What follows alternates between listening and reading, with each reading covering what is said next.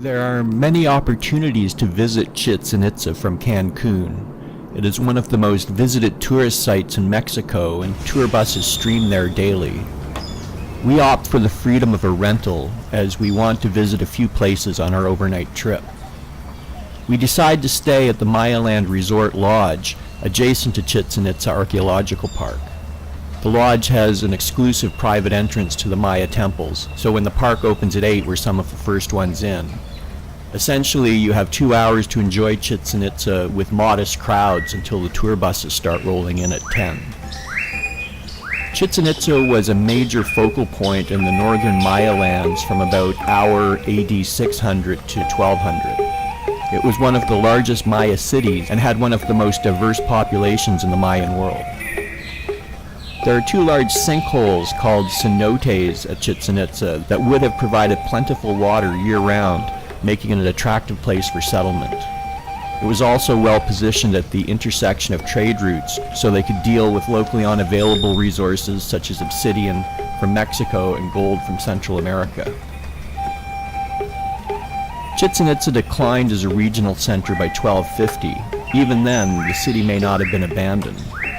When the Spanish arrived, they found a thriving local population.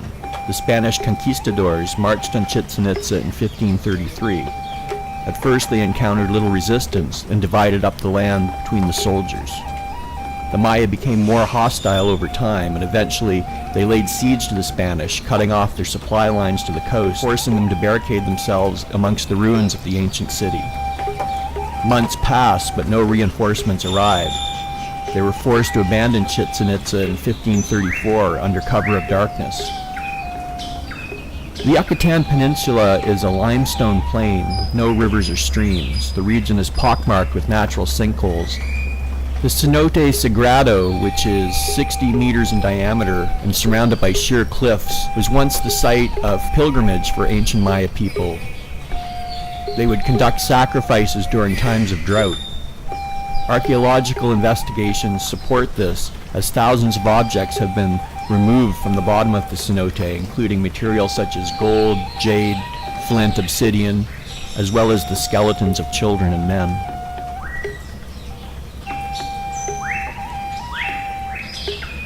The Osario is a step pyramid with a temple on its platform. It has 4 sides with staircases on each side. There's a temple on the top, but unlike El Castillo, at the center is an opening into the pyramid, which leads to a natural cave 12 meters below.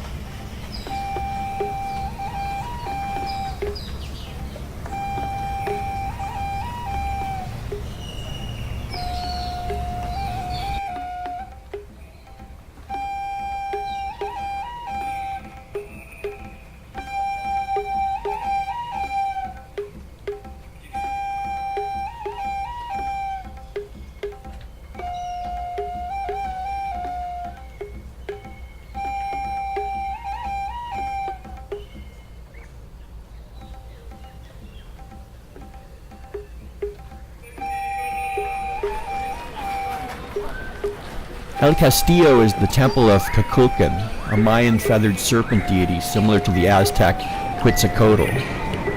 This step pyramid stands 30 meters tall and consists of a series of 9 square terraces with a 6-meter temple at the top.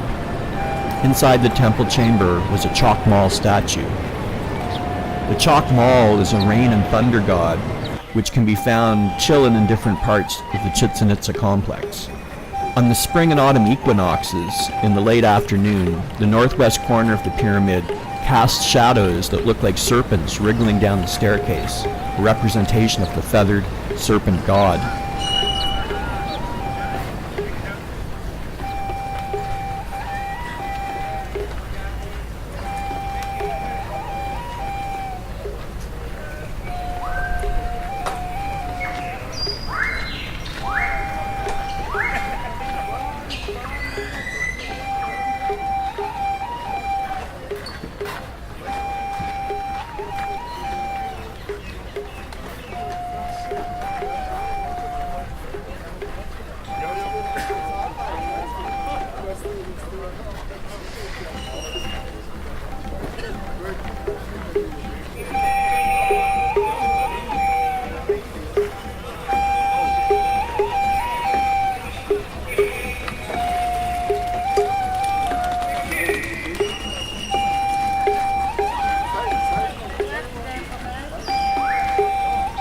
Temple of the Warriors complex consists of a large stepped pyramid, fronted and flanked by rows of carved columns depicting warriors.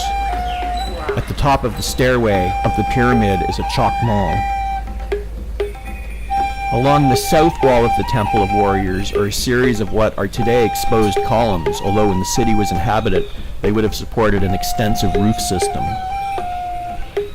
The Temple of Warriors contains pillars with carvings of soldiers in bas relief. Chichen Itza also has a variety of other structures densely packed in the ceremonial center of about 5 square kilometers, and several outlying subsidiary sites. One could easily spend a day, several days, or a week exploring Chichen Itza. We have several places to hit today, however, before returning the rental car in Cancun tomorrow by 6, so we essentially run through the site. The next ruins we want to visit are Ekbalam, just a ways north of the regional city of Vallalodid. But first, we'll stop for a tequila tour and lunch in Vallalodid.